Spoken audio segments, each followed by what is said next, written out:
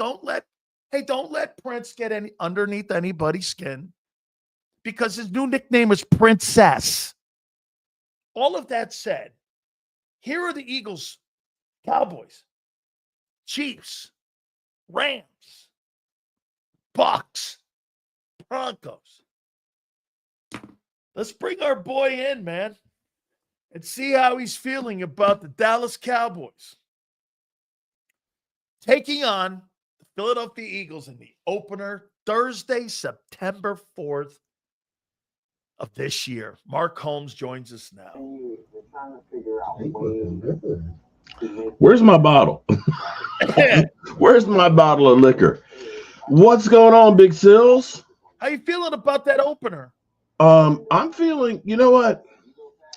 It might be actually good for the Cowboys to play the Eagles week 1. And, you know, it doesn't really, I mean, let's be clear here. I know the champ's not here. They are the defending Super Bowl champions. But the Eagles aren't going to know what to expect from the Cowboys. You've got a whole new coaching staff. We've got quite a few new players. And, you know, there's not really a known commodity like there is with the Eagles. You know basically what the Eagles are going to do. Granted, they will have a new offensive coordinator, but they probably aren't going to change a whole lot. The second thing with the Eagles is, if you remember the opening game against Green Bay, they kind of started out real slow. I believe Jalen Hurts had 2 interceptions in the first half of that game. And it's a possibility that the Cowboys could jump out on them.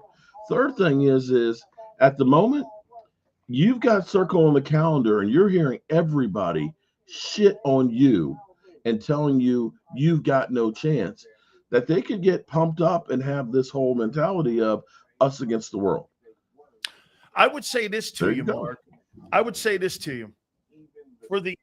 For the Cowboys to have a shot in this game, you got to keep the Eagle defense, in my opinion, on the field. Mm-hmm. You can't allow the Eagle offense to stay on the field, especially if they're going to run the football. Okay? They're not they've got to keep that offense on the field. Do you think you have enough to do that? Because the Eagle defense will be tested. And again, I don't care who you are. They don't have one player that they're replacing this year that's with a better player that played a year ago on that side of the ball. They just don't. You know, it's all conjecture and it's all, hey, I feel this guy will do it. Well, again, I'll tell you what I feel when people say that. You know, that's potential. You know what potential means to me? You haven't done it. Yeah. Okay, so do you think they have enough of the firepower to at least – you need to make this game a fourth quarter ball game. I agree on that one. And, you know, getting George Pickens, everybody shit on George Pickens, you know, and everybody's saying he's a locker room cancer. But thus far, everything you've heard from George Pickens, even with Steeler fans going after him, has been saying the right thing. I don't know how Stephen Jones, and if you tell Stephen Jones, tell him that I think that this is the best move that they have done in forever. You got a guy who's dirt cheap, who is trying to get paid. You only gave up a 3rd-round pick. He's hungry, and he knows if I stay out of trouble and I perform on the field, I'm going to get big-time money, whether it's from the Cowboys or somebody else. And so he's going to be out here to ball out. You got Dak Prescott, and I know Eagle fans just say, you know, poo-poo and try and say the only time the Cowboys ever win is when it doesn't matter or it's not playoffs. But the Cowboys with Dak Prescott plays really, really well with them. Now having CD and George Pickens, who can take your guys deep, if Ferguson is healthy and gets back to where he was 2 years ago, and with our running game, you can spread the field out. That's something we could not do last year. I see you laughing. Hang on here. We can't leave him muted like this. We have to bring in the champ here. We have to bring in Philly.500 now. Let's bring his butt in here, man. He's seething at the bit here. Let's bring in Philly.500 here, man. He can't take it. I could have swore I saw a vomit bag getting pulled out like an airplane vomit bag when this guy was talking. Philly.500, what's your retort? Golden era. Lordy. Let's do it. Listen, this guy is so full of garbage. It's not even funny. Oh, everybody's against George Pickens. They hate the trade. Us, Dallas, everybody's picking on us. But we are going to come through and show everybody this. All a bunch of crap. All right, everybody knows that the Pickens trade was a good trade for them. Nobody said it was a bad trade. What people said was that the guy's, he has, mental breakdowns and stuff, and he could be a locker room problem, which I don't think is going to be a factor. But he's trying to downplay his team right now so that everything that they do looks better. I know how this guy thinks. I know how he operates. And he ain't Are you trying to set us up here, Mark Holmes? Because you believe what me? Hold on. You already have Vegas with you guys being a 7-point, favorite, right? Right? 7, that's it? I thought it would be more. 7 points, that's Dude, it? we haven't had OTAs mini camps yet, okay? How the hell can you put 7 points on? You have no idea who's even making the roster. I don't even know who's going to be, running backs for us right now. How are you going to say that they're already 7-point favorites? They got us dead and buried. Man. What do you make? Hey, Philly.500. The line. What about the line there being only 7 points? That'll come down to a reasonable number, like 4 or 5 by the time the start of the season. It's in May. They're trying to get people to bet the game. That's no biggie. It's no biggie at all. I think he's making a mountain out of a molehill. How about this one here for you? Here's your starting of the season here. Cowboys September 4th. Chiefs. Boom. Rams. Boom, boom. Bucks. I love it. Yeah. Broncos. Week 6 Giants. Week 7 Vikings. Week 8 Gigantes. Week 9 is your bye. Green Bay at Lambeau Field. Week 10. Lions turn around NFC North battle again. Yeah. Look at that there. Hey, Mark, huh? Damn. Then you have Cowboys again in week 12 in Arlington. Then you got Chicago, the Chargers. It's in week 15. And you close up shop with Washington, Buffalo, and Washington again. That end of the schedule. I feel great. I feel great. Are you kidding? I got you 11 wins in that thing. All right. I mean, I haven't gone through it yet. I haven't looked at like the times and certain things, so I don't know what my schedule is, but like my prediction week to week. But I'm guessing it's going to be somewhere between 12 and 14 games. I think somewhere in there. With that defense? Yeah, with that defense. You're damn right with them defense. Hold on. It's only a question mark until it's answered very shortly after the season begins, which it will Name me one place where you feel the replacement is better than the guy running back. No, on defense. On defense, I would say I like the depth at the edge better than I did a year ago. Because I think Jalix Hunt is a star. And I think Jalix Hunt is going to make people forget about Josh Sweat. But I also like Aziz Ojulari coming in, rotating in. And I also like Uche. These are guys that can produce in rotational ways. So in some ways, I kind of like the depth at the edge a little more than I thought I would early in the offseason. Mark, what about your depth on your team? I mean, look, this is the only offseason I've ever seen where Cowboy guys, you're not really talking about what you're building. What are you building? I'm not, it's not a goof, but do you feel the organization is at least heading in the right direction? Oh, hell yeah. Bettering the football team now with the draft picks and free agency. I mean, give me a sense of what you guys are talking about here, because it just looks like it's stagnant a little to me. Maybe I'm wrong. I have to disagree with you on that, because the moves the Cowboys have made, they're not the Saquon Barkleys. Let's be real here. Okay. That and the Derrick Henry were probably the two biggest moves. Derrick Henry just got his extension, 2 years, $30 million. Congratulations to him. But the Cowboys' biggest problem last year was there was no depth whatsoever. When we ended up having 3 edge rushers hurt by the beginning of the season, and then all of a sudden Brandon Cooks goes out and he's got a knee infection and he doesn't play, the cupboard was bare. The Cowboys have gone through, and instead of getting aging guys at the end of training camp, they've gone out and they've tried to fill in each of the positions. You know, we've got some more depth, and I don't think that they're finished just yet.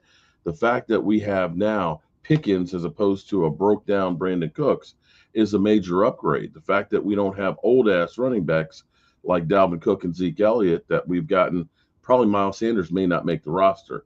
Javonte Williams is not a bad back. Jaden Blue has got some speed. A lot of what we have is potential, and it's definitely now a younger roster.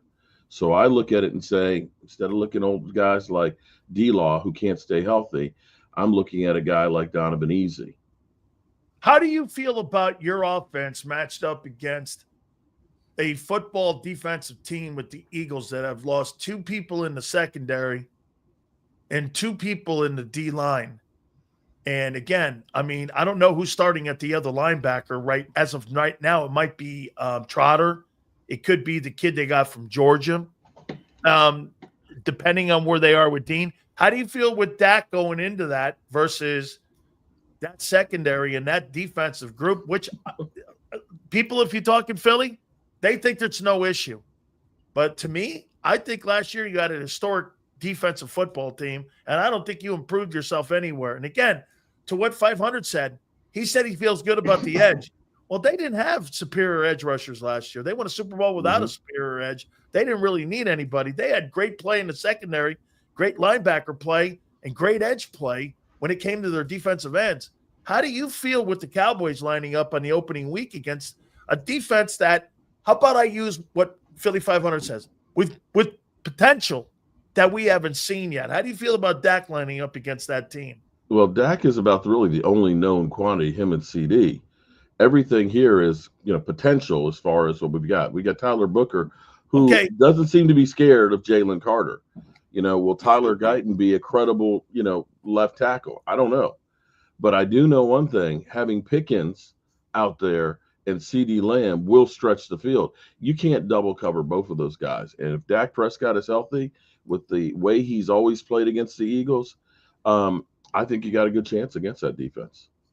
Hey, 500, let me put this to you, put it this way here. All right. So you're telling me you're going to have Terrence Steele and Tyler Booker. That'll be your right side guard and tackle tandem. And over on the left side, it's Tyler Guyton and Tyler Smith. Is that right? That's what you're going to have. And Cooper Beebe in the middle. And Cooper Beebe in the middle, snapping footballs to his mom. Okay, that guy. I mean, hey, 500, how do you feel about Jalen Carter playing against that? I feel like it's a break for the Eagles. I mean, Tyler Booker's first game is going to be against Jalen Carter. I mean, that's the hell of a person to go play your first game of your career. Tyler Guyton's first game was against Myles Garrett. I don't give a shit. I'm talking about Tyler Booker. The Cleveland Browns stink, right? With Jalen Carter. Garrett doesn't. No, but he didn't have a lot of help. With the rest of the team, let's face it. I don't think. The reason why Dallas won that game versus Cleveland, if we're going to talk about it, wasn't because Dallas's offense was so superior. It was because the offense of the Browns couldn't move the ball. I think they had like 3 first downs. That was one of the worst offensive outputs I've ever seen by a professional football team. So let's just make sure we know that. Let me make sure I get this straight. I'm in a no-win situation here. If I say that the Cowboys stink, you turn around and say I'm trying to play psychology on it. If I say we got a chance, you tell me we got no chance, you're an idiot. There's no I right didn't call you an idiot. I didn't call you an idiot. I just said I don't agree with you. Implied. See, look, I've never seen Cowboy fan more sensitive right now than what I'm watching with Mark Holmes.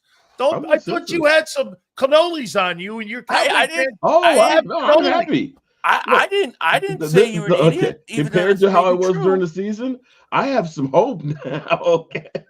When it used to be coming on here, I try and get lit up before I got on the show. Yeah, well, we'll see where you're at week 5. Hey, I do want to say this to Mark, and I want Philly.500 to hear this. Okay? Have you in your entire life ever heard this as an excuse for somebody that plays the quarterback position? Here's the quote. we didn't need to use him last year because we had Saquon Barkley. Can you name another quarterback in NFL history that you would go for 17 weeks? Who said that? Well, nobody in their right mind would say he had a good year last year. No, but who said Eagle fans who would. said that quote? Eagle fans say that all the time. Nobody's ever said that. I've never heard that. Well, then what was the reasoning? That is so out of context. What was the reasoning why? That is a lie. Then what was the reasoning why you were 30th in passing last year? We didn't have to pass the ball a lot. That doesn't mean we couldn't. That's not the same. No, I'm not saying that. No, I'm not. No, nobody said we didn't need him. Nobody's saying we didn't need him. But you didn't have to throw the ball 35 times a game because your running back was running for two. No, I didn't. No, I didn't. I said they didn't have to throw the ball 35 times a game. They didn't have to throw the ball that much. So the statistics and ranking are lower. That's not saying what you're saying, and what you're implying is that we're saying that we don't need them, we don't use them because we don't have to. What I'm saying is the way the game goes. Why did he have? They don't have to. Should he? What moronic coach would you have as a coach? Would you throw the ball 40 times when you have Saquon Barkley? No. Here's what I'm. No, I wouldn't, because you know why?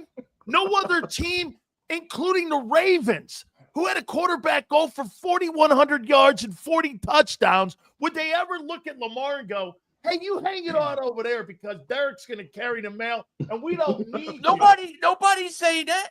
Nobody's saying that. But the style of play the Eagles last year, they run the ball. They run the ball. Why did he suck throwing the ball last year? I don't think he sucked throwing the ball last year. You don't think there's only two worst passing offenses in the NFL than him? I don't think he sucked when teams played the Eagles and shut down the run and did a good job against the run. Jalen Hurts stepped up in every one of those games. So when they need the Super Bowl, including him, Pittsburgh. Wait a minute.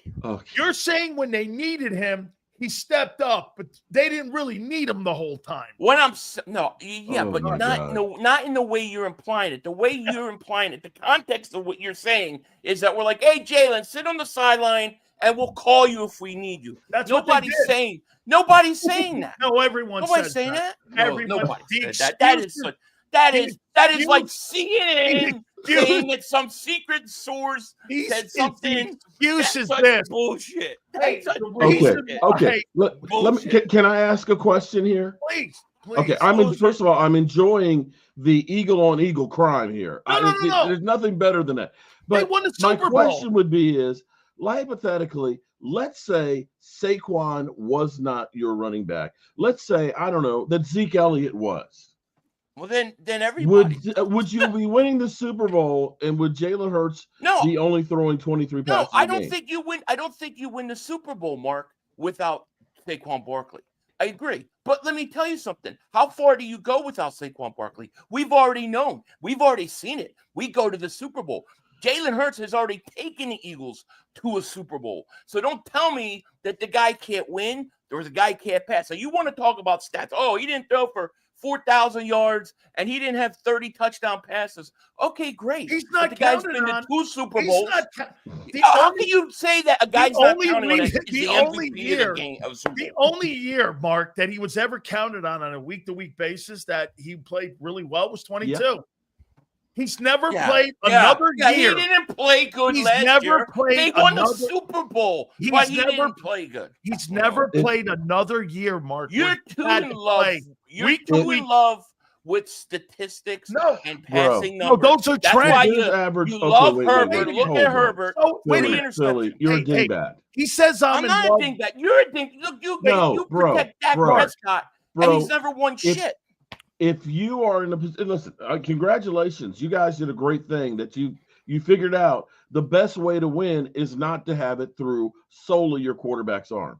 That's right. Okay? Kansas City went to that game and said, we know Saquon's going to beat us.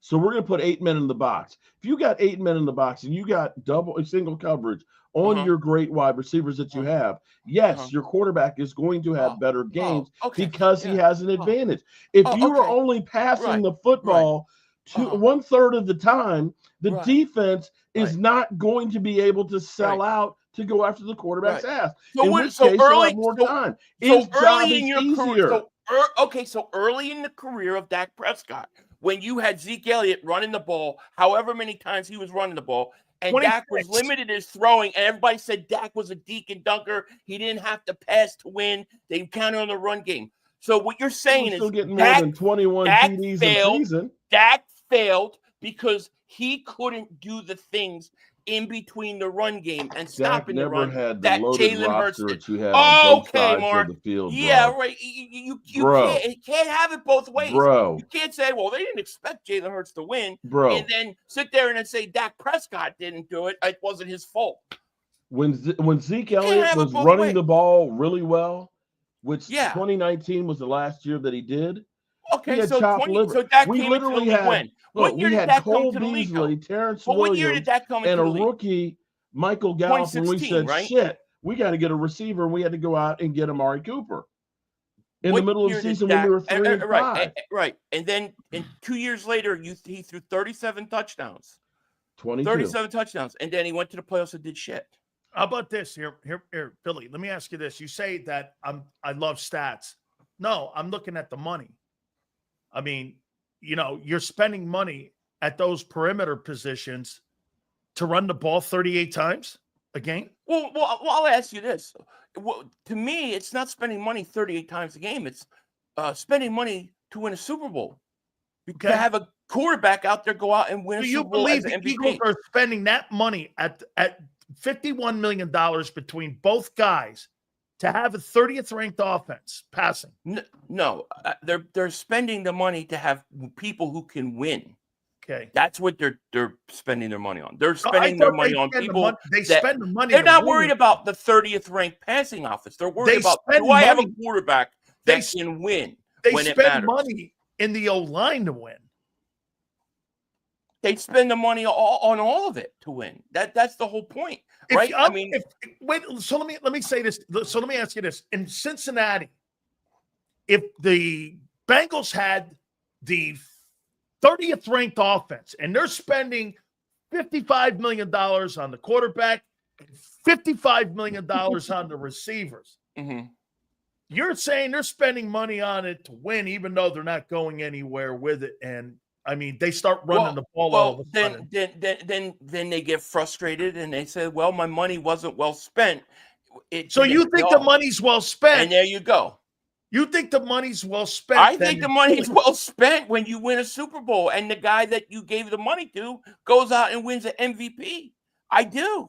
No, he played in that game great. He was unbelievable in that game. His best two games were the biggest games of his career, Sills. So every time Jalen Hurts is in a big moment and he has to make plays, he does it. Maybe he has less opportunities to pass as other teams. Hey, fine. No. But that's not because he can't do it. Hey, that's right. Barkley's that good. No, I know that. Did you bring him out when you need him? I get it. I understand it. That sounds so bad, but that's not what I mean. That's not what. That's so That's CNN right there. That's some twisting words. Hey, Mark. Yeah. Are you feeling any optimism? Now, look, I got to say this to you, man. This league kisses your asses. You're telling me you start the first 3 weeks out with Philly, the Jets, and the Giants? I mean, look, I know they want you to get to the playoffs and all, but I mean, do they have to tee the bitch up for you? Well, let me interject with a little bit something here. You've got now the Dallas Cowboys promoting CeeDee Lamb, Micah Parsons, Osa Digizua. No, they're actually doing a live stream schedule release thing that's going on. And Micah was asked about the Philly game, and he put it out there. Cowboys are winning this thing 24-21. Micah said it? Micah said it. I've got it on videotape. Your team's stupid. And he called Quentin Mitchell. Guantanamo Mitchell. I don't know where they're going to the stuff. So you've got the Cowboys. Their players they're not showing any fear right now. And I'm going to be honest with you. It's like this is either the Cowboys rise up and get back to being actually America's team, or they literally are going to crash and burn. With Kansas City on Thanksgiving, with Washington on Christmas, this season opener, I guarantee every primetime game is going to be a big game where, the Cowboys have the opportunity to look great or just look like bums. Damn, Philly. I haven't What's seen that score again, Mark? 24-21 is what Micah Parsons called. 24-21. Micah Parsons is barking. They're going to take out the Cowboys, or they're going to take out the Eagles. September 4th in Philly, right there with the banner dropping. You guys are going to drop it out. Say. I mean, I don't see how that helps the Dallas Cowboys. I'll be honest with you now. The Cowboys, this will be the third time they have played the defending Super Bowl champions. We played against the New York Giants after their last Super Bowl. And FYI, that was Joe Boo's very first game, and it seems like they've been cursed ever since. They ended up playing against Tampa Bay. Dak had like 400 yards passing in that game, and they lost 31-29, but it was a lot closer than anybody thought it would be going against Tom Brady. And now we got the Eagles. And, if you're the Cowboys and you're sick of that ass whipping that you took twice last year from you guys, that's a pretty big motivation to say. Well, Dak is 9-4 versus the Eagles. Oh, that's the most go ahead, shake your head. Oh, none of those games matter. Meaningless statistic. See, ever. There you go. Oh, none of those games matter. Meaningless statistic ever. How can Mark sit there and bring up 9-4, even though you didn't bring it up, but I know you're thinking it? So how can it even come up? If the Cowboys win and it ends up being 10-4, will it still be a meaningless statistic? But how come the statistic of Dak's 2 playoff wins is meaningless more so than that? How is that even possible? How can you put more in? We're talking about. All right, you want to talk about the 9-4 record, right? Let's talk about the 9-4 record. Let's talk about the 9-4 record. If the Cowboys, who you say stink, yeah, they always stink, come into your house and kick your teeth in at your party, right? It'll be a meaningless stat. No, that's not a meaningless stat. That's a great win. But you can't say 9-4 through his career. You're not talking about the same. We're talking what we're talking about the 2016 team, 2017 team, which I think swept you. Then you're talking about 2018, 2019. We had a lot of ups and downs. Now you got to go beat the team that won a Super Bowl last year. That's a whole different story. I don't think your 9-4 record is any part of that. That February 9th team is not going to be lining up. Well, it's not it's not the same exact team, I know, but it's the closest thing we're going to get. So, Do you agree with this one, Philly? That you guys may have taken 2 steps back, but you would have had to have taken 5 steps back for the other guys in the league to catch you. Yeah, I can see that at some level. I mean, I can't sit there and say we're as good as we were a year ago right now. Now, I think by the end of the year and with the development of some guys, if they develop like I hope they will, I think we'll be pretty even to where we were. But I think going into the season, that's correct. Mark, I want to ask you, I mean, what's the ammo? I mean, do you feel like a 10-win team this year? Yeah, actually I do. Here's the thing. In Dak Prescott's Are you going to split with the Eagles this year? Yes. If Dak Prescott is healthy for both games, yes. At Philly, least split. Do you think that you sweep them? Yeah. Sweet. I got a broom. Bro. They're getting swept. Like convincingly? Let me the first game's going to be a destruction. 14th. Then you're going to have a closer game in Dallas, but we'll win. Week 12, you think that game's closer? It'll be closer than week 1. Week 1's going to be a destruction. Dallas come out holding their ass that game. It's going to be a destruction. What do you feel? Are you on the same line, Mark, with Micah Parsons? You know what? 21? I know the Eagles start out slow at the beginning of the season. Huh. They do. You started out slow against Green Bay in Brazil, and Philly.500 knows that. And the Dallas Cowboys are not a known quantity. You don't know what we're going to do with Pickens out there. You don't know what we're going to do as far as Pickens running stop backs. The run? Say what? Can Pickens stop the run? Well, if we can get into a track meet, he may stop the run for us. Mark, here's my only concern about the offense that you guys have is that let's play a game with me here, Philly. Say you get a lead like you did a year ago, even didn't you have a lead like a 10-point lead against the Eagles because Hurts had some turnovers or something? Am I wrong when I say that in the second game against? Second game was a blowout. I was there. Oh, that's right. He couldn't move the sticks. That's right. And there was a complete destruction. But play with me here. Say you get a 10-point lead on them. Let's just, again, I'm just asking you. Say you get a 10-point lead.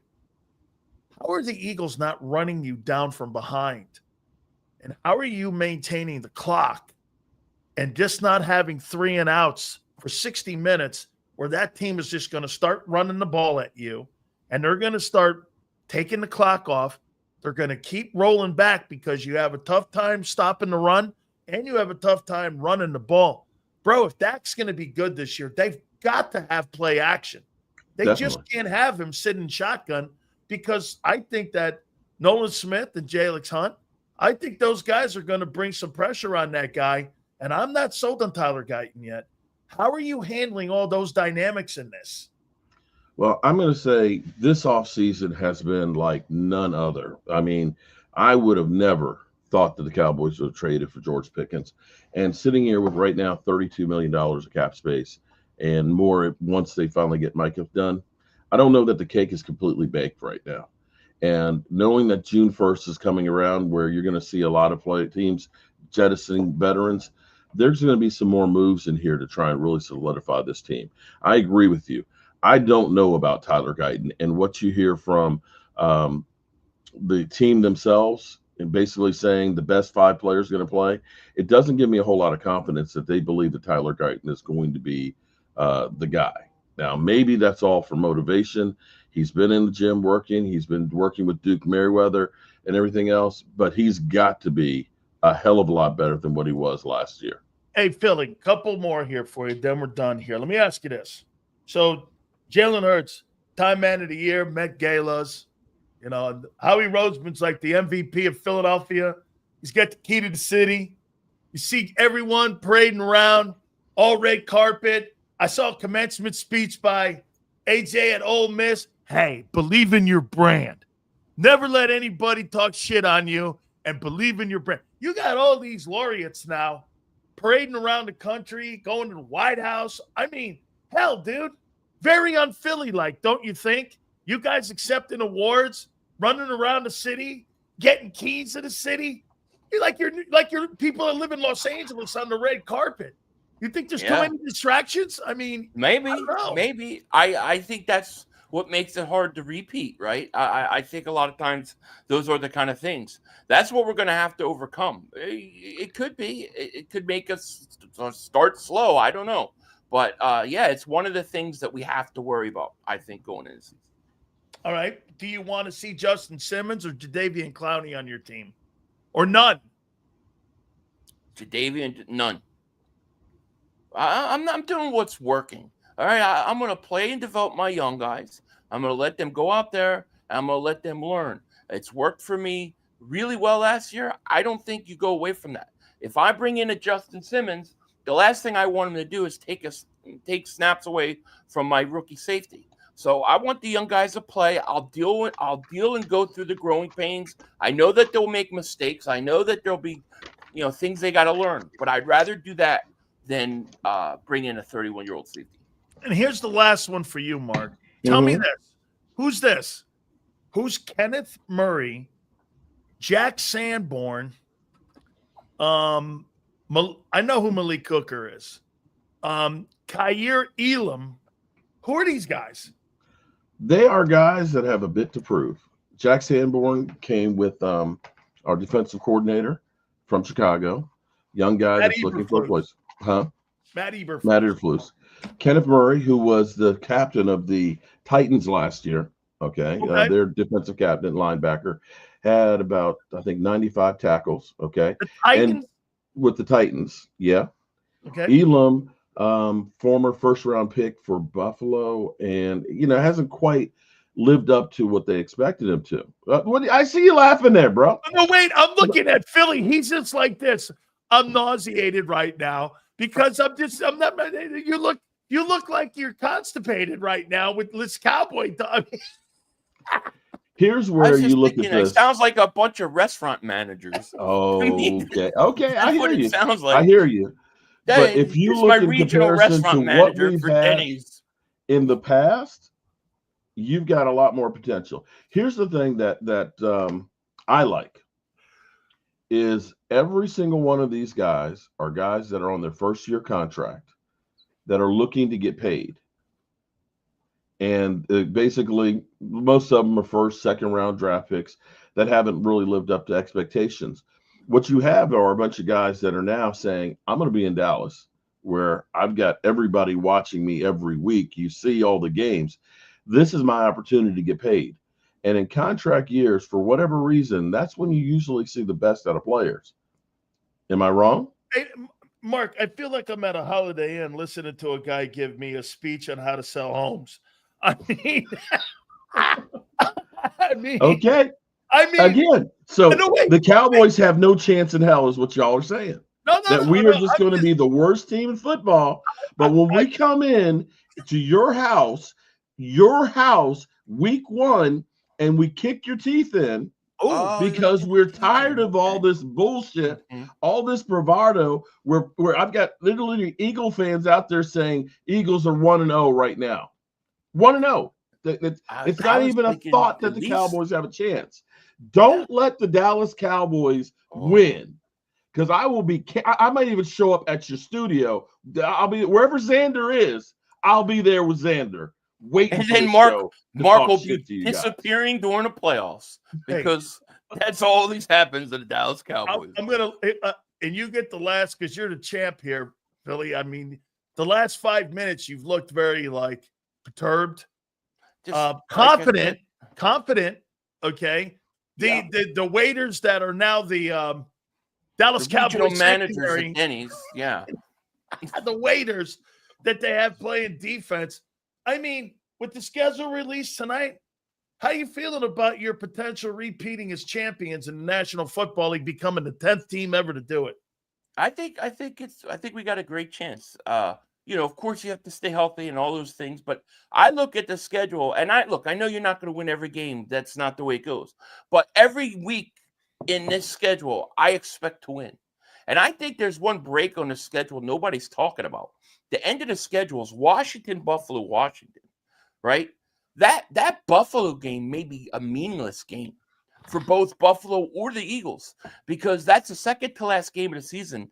And most of the time teams have things kind of locked up. So I think them putting Buffalo late in the year like that is going to actually benefit the Eagles.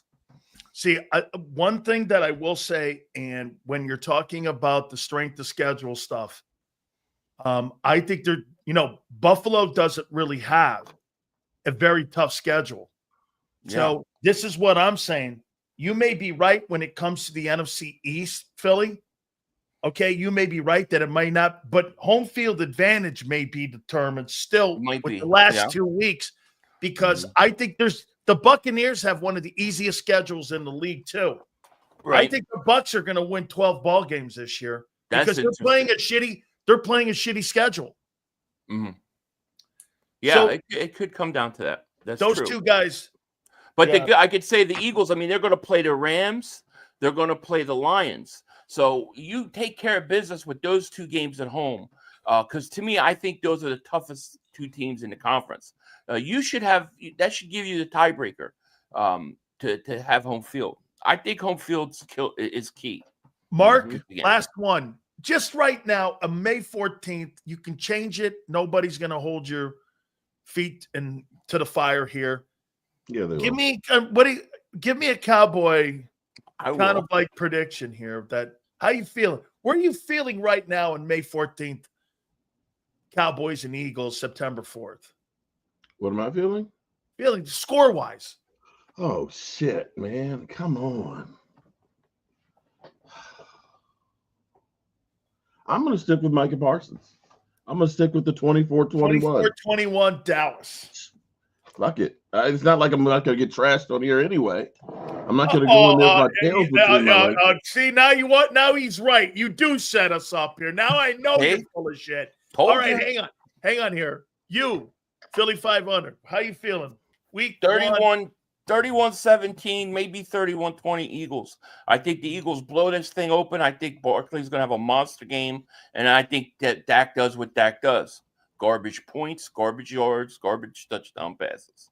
You know, he does average 261 yards a game versus the Cowboys. Who, Barkley? No, Dak. Dak. Mm-hmm. Well, I mean, you know, I don't put a lot of stock into what he did against the Eagles 3-4 years ago when he was playing a totally different team. All right. Plus, you got a new coach, right? You have a Yes. new coach. Yep. You have him coming off of injury. You're going to have rookie guys that have never played an NFL game in their career. You've got the banner going up. You're gonna, it's going to be like a playoff atmosphere. So I think it's an Eagle night, man. I feel good. Philly, if this guy wins and that Cowboy team wins on week 1, you will never hear the end of Cowboy. Remember how they were after they beat Cleveland? I know. Watch. No, not only that is even if they win that game, and then let's say the Eagles beat Dallas again, go on to win another Super Bowl. Dallas does nothing the rest of the year. I'll still hear that game. That's all they'll talk about. That game. That's how they are. Mark? Yeah. I tell you what, man, I'm looking forward to this game, man. I'm guaranteeing you 50 million people watch this game. It will be the highest rated football game. Hey, here's something else too. The Eagles have 6 right now, 6 primetime games, which means they're probably going to get 2 extra flexed. No Christmas, 8. No Thanksgiving. I know. Good. I do love that. They do have Black Friday, but they don't have Turkey Day, and they don't have have, like you said. I get to chill out on the holidays. Guys, appreciate you guys were wonderful today. You guys were great. Thank you. Mark, there's more optimism. Oh, you know what I tell you I like is the fact that you guys are becoming Hollywood. Hollywood. The Hollywood. Let's see how you guys can. We're used to handling that in Dallas, but I see that Saquon is looking to be collaborating with Aiden Ross. That they're working on a podcast or something. I don't even know who the hell that is. Oh, so they got. Oh, really? Barkley's got a podcast going. Well, they're talking about with Aiden who? Ross. I don't know anything about him, but he's got about 7 million followers. You see Cooper DeJean and Reed are going to put one called The Average White Guys. Yeah. I saw that. So much for Micah Parsons' podcast being the only thing out here. Apparently, other guys, Philly, I mean, are kind of growing too. These guys they're doing everything un-Eagle and un-Philly like, aren't they? Well, I mean, Rocky had to go through it with Mr. T, I guess. Adrian! Or I had Tiger. I don't know what to say. Are you calling the Cowboys in week 1 Spider Rico? Yes. Yes. Hey, guys. Thank you guys so much. Great stuff as always. Make sure you check Philly.500 out. And also Mark with his great work that he does covering the Cowboys. Absolutely great stuff. Guys, thank you so much. I appreciate you guys very much. Thank you. Bye. All right. Oh, boy. That was a great one. Absolutely. You know what? I like the fact that Cowboys and Eagles are going to be completely relevant September 4th, man. That's good. That's must-see television. That's tuning in television. I'm all over that, man. That's good stuff, man. Shit. Hey, dude, and unfortunately, John Ritchie does again. Why are the Cowboys getting a premier game like the opener on the opening of the season? He's the WIP morning guy. You know why? Because the Dallas Cowboys are the most relevant team in sports in the world. Nobody wants to hear that. If the Cowboys suck, they cover them. If the Cowboys are great, they cover them. If the Cowboys are mediocre, they cover them. There's only one other team in American sports like that. It's the Yankees. Now you can throw the Lakers in there. Those 3 teams, Notre Dame maybe even. The rest of them are filler. Stills, are you saying that the Eagles? No, I'm telling you, the Eagles are a great team. But the Dallas Cowboys, how many times I had the man who started Fox on this network, okay? He started Fox Sports, and he told you the Dallas Cowboys are the most transcendent team in American sports. Whether you want to hear that in Philly or not, I don't care. Okay? Sills, good afternoon. People are going to be playing the Madden game thinking they're going to shift the win. Laughing my ass off. All good, my friend. I appreciate you, man. Really great stuff, man. Absolutely. Micah Parsons, we got to hit on that, has set the gauntlet. Micah Parsons. All right. Guys, don't forget our great friends at Morgan & Morgan with over 1,000 attorneys from coast to coast.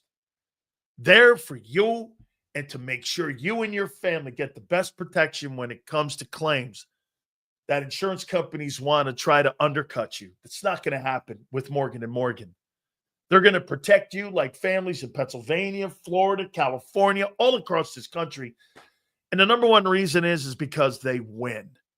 Absolutely, the reason is because they win. If you're ever injured, please do me a favor. Check out our great friends at forthepeople.com/Big Sills or Pound Law 529. That's FORthepeople.com/Big Sills or Pound Law 529. And do me a favor, you tell them Big Sill sent you. This is Eric,